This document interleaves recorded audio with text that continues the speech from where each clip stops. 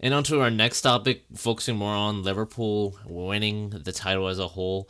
I was thinking about this. Who is the most underrated player for Liverpool in this current moment? I wouldn't say any of the front three. I think the front three is highly rated enough. I think Virgil van Dijk, Jordan Henderson, and goalkeeper Allison. They're not underrated at all. But I feel that the most underrated, thinking more on it, was and is, I feel, Andrew Robertson, the left back for Liverpool. Now, I've been a huge fan of Andrew Robertson in Liverpool for a good amount now.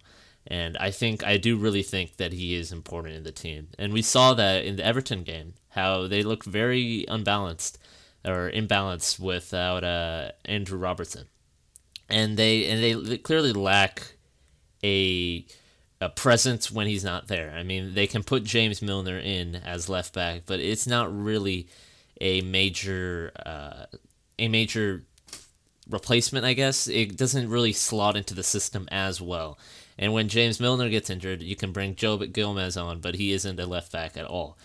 But looking more into it, you can see that Andrew Robertson, and of course you can say Trent Alexander-Arnold, he's underrated, but no, Trent Alexander-Arnold is a local player, a local lad, and he should, he's I think he's well rated by many people, but I feel Andrew Robertson out of the two gets the least praise and the least recognition as a vital part of the team. He's constantly running up the left flank and is just very committed, and I think it sets a good expectation. And we already see that commitment from other players such as Jordan Henderson, who are just constantly pushing themselves to do well for their club.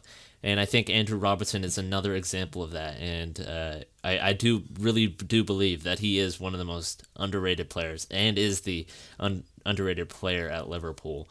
And I do think that if they lose him, that they will look very weak. And that is one thing that they will have to look towards in the transfer market. If they lose him to injury, like they did in the Everton game, they look very, very dysfunctional.